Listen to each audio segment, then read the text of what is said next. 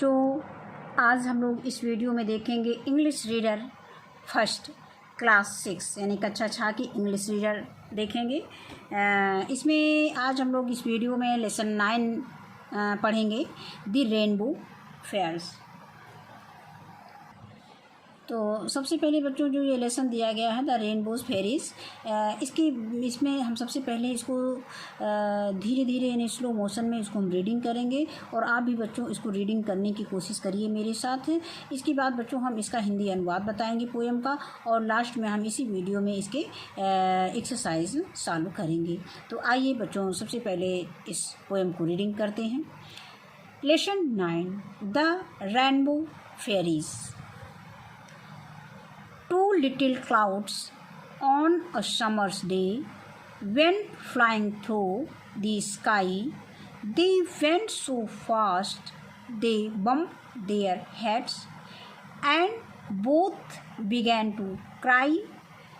Old Father Sun looked down and said, "Oh, never mind, my dears.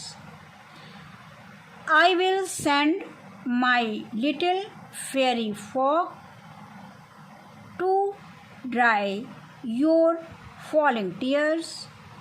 One fairy came in violet and one wore indigo. In blue, green, yellow, orange, red, they made a pretty row. They wiped the clouds' tears all away, and then out from the sky, upon a line the sunbeams made, they hung their gowns to dry. L.M. Hadlee इसके writers हैं, तो बच्चों इसको याद रखना है आपको, L.M. Hadlee. अब इसके बाद हम इसके डिफ़िकल्ट वर्ड्स देख लेते हैं जो टेक्स्ट बुक में दिए गए हैं।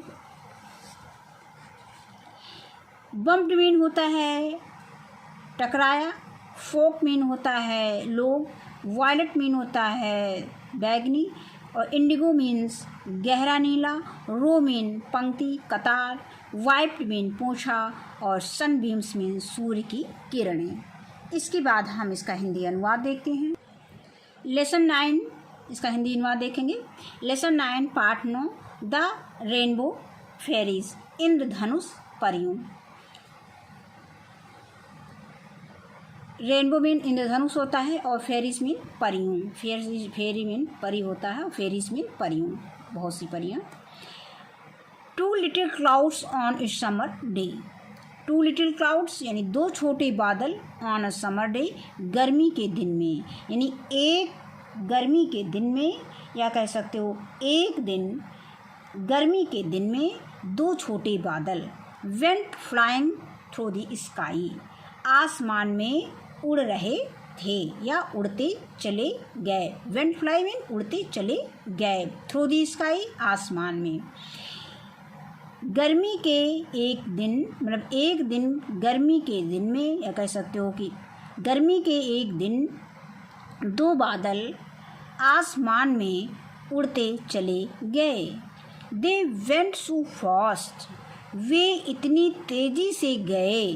दे बम्प देयर हेड, उनका सिर टकरा गया। And both began to cry, और दोनों रोने लगे।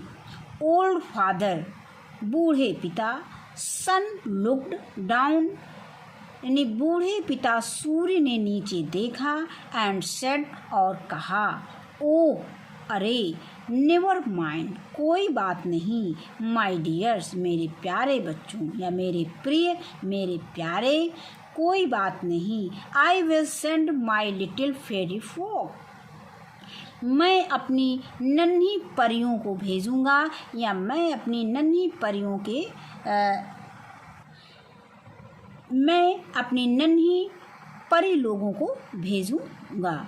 फोक मीन लोग होता है, यानी परी लोग भेजूंगा। To dry your falling tears, तुम्हारे गिरते आंसू को सुखाने के लिए। कहने का मतलब कि मैं अपने कहने, ये फिर से यहाँ से देख लेते हैं अर्थ। ओल्ड फादर्स सन लुक्ड डाउन, बूढ़े पिता ने सूर्य ने नीचे देखा, एंड सेड और कहा, ओ नेवर माइंड, अरे कोई बात नहीं, माई डियर्स मेरे प्यारे, I will send my little fairy fog, मैं छोटी नन्ही फेरी, लिटिल में नन्ही या कह सकते हो छोटी परी लोग भेजूंगा, मैं अपनी छोटी नन्ही परी लोग भेजूंगा। छोटी कह सकते हो, नन्ही कह सकते हो, दो में से एक आप प्रयोग कर सकते हो। To dry your falling tears, तुम्हारे गिरते आंसू सुखाने के लिए। आगे देखते हैं। वन फेरी केम इन वायलेट, एक परी बैगनी, वायलेट मीन बच्चों बैगनी होता है, बैगनी रंग में आई, यानी बैगनी रंग के कपड़े पहनकर आई, बैगनी रंग में आई। एंड वन वोर इंडिगो, और एक गहरे नीले रंग का पहने थी। In blue green yellow orange red, नीला हरा पीला नारंगी लाल में। दे मेड अ प्रेटी रो, उन्होंने एक सुंदर पंक्ति बनाई, कतार बनाई। They wipe the clouds tears all away, उन्होंने बादलों के आंसुओं को पूरी तरह से पोंछा।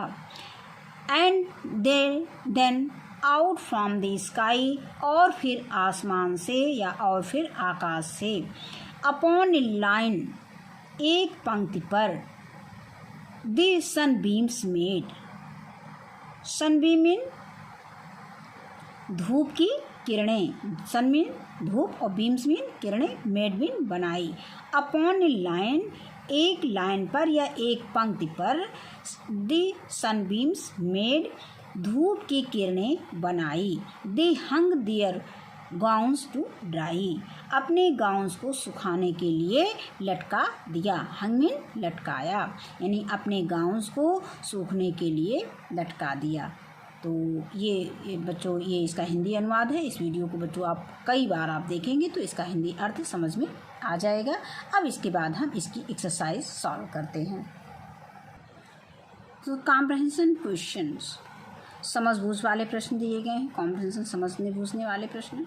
अब यहाँ पे दिया गया पहला question, answer the following questions, निम्नलिखित प्रश्नों के उत्तर लिखना है, देना है। Who went flying through the sky, तो इसका आंसर हम लिखेंगे, आंसर लिखेंगे पहले यहाँ पे क्वेश्चन लिख करके, ये क्वेश्चन को कॉपी पे उतारेंगे। इसके बाद आंसर लिखेंगे कि answer 1A, the little clouds went to flying through the sky, छोटे बादल आसमान में उड़ते रहे। इसके बाद अगला क्वेश्चन है question number B, who began to cry and why, यानी कौन रोना शुरू किया और क्यों। इसका आंसर लिखेंगे the clouds began to cry because they bumped their head, यानी कहने का मतलब हु बिगेन टू क्राई, कौन रोना शुरू किया और क्यों शुरू किया। तो क्यों रोना शुरू किया, the cloud began to cry because they bumped their head, बादल रोने लगे क्योंकि उनके सिर टकरा गए थे। इसके बाद अगला गिरते हुए, अब यहाँ पर क्वेश्चन नंबर सी है कि whom did father son send to dry the falling tears, गिरते हुए आंसुओं को पोंछने के लिए सूरज, पिता सूरज ने किसको भेजा। तो इसका आंसर देखेंगे, इसका आंसर लिखेंगे कि father sun sent little fairies to dry the falling tears, पिता सूर्य ने गिरते आंसुओं को पोंछने के लिए परियों को भेजा। इसके बाद क्वेश्चन नंबर डी है, what were the colours of the fairies gowns, मतलब परियों के गाउन्स के कलर कौन कौन से थे। तो आंसर डी का कलर हो जाएगा, the colours of their gowns were violet, indigo, blue, green, yellow, orange and red. Question number C है, what did the fairies do, परियों ने क्या किया। इसका आंसर लिखेंगे कि the fairies wiped the clouds tears all away and hung gowns to dry upon a line made by the sunbeams. परियों ने बादलों के सारे आंसू पोंछ दिए और धूप की किरणों पर सूखने के लिए गाउन को टांग दिया, यानी गाउन टांग दिया। फिर word power, pick the rhyming words from this box and pair them in the space below. इसमें हमने रिमिंग वर्ड्स देखने हैं। The first one has been done for you, इसमें करके पहला दिया गया है। इसमें रिमिंग वर्ड्स हमें इसमें से देख के इसको लिखने हैं जो बॉक्स में दिए गए हैं। तो क्राई स्काई, इसी तरह से जम्प को बम्प्ड लिख देंगे और यहाँ पे ये बी हो जाएगा बम्प्ड। इसके बाद डियर, डियर का रिमिंग वर्ड्स क्या हो जाएगा टीयर, तो यहाँ पे हम टीयर लिख देंगे इसी में। इसके बाद आता है ड्राई, ड्राई का ट्राई, ये ट्राई लिखा हुआ है, ये डी है, डी का पार्ट हो जाएगा। इसके बाद है डे, डे का से, इसमें हम ई लिख देंगे। और इसके बाद आता है शेड का हेड, तो ये हो गया रिमिंग वर्ड। इसके बाद आता है question number 2, let us ask each other. अब है पहला क्वेश्चन है कि have you ever seen a rainbow. Yes, ये आपस में एक दूसरे से पूछना है कि क्या तुमने रेनबो देखा है। तो यस, अगर देखा है तो यस कहोगे, नहीं देखा है तो नो बोलोगे।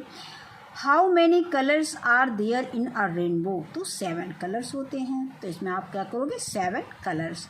फिर आगे आता है when do you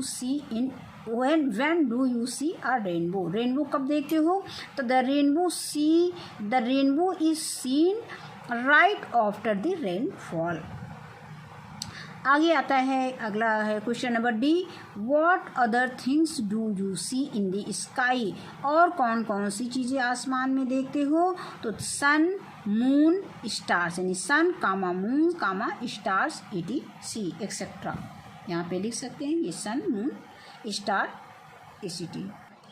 rainbow colours को याद करने के लिए इसमें एक कीवर्ड बताया गया है जो कि है विबग्योर। अगर हम विबग्योर याद रखेंगे तो हम रेनबो के सारे कलर्स हम कम से बता सकते हैं। पहले वायलेट होता है, I से इंडिगो, B से ब्लू, और G से ग्रीन, Y से येलो, और O से ऑरेंज, L और R से रेड। तो इस तरह से दिया गया है कि डू यू नो, क्या आप जानते हैं, the 7 colours in a rainbow are violet, indigo, blue, green, yellow, orange and red. In short you can say VIBGYOR.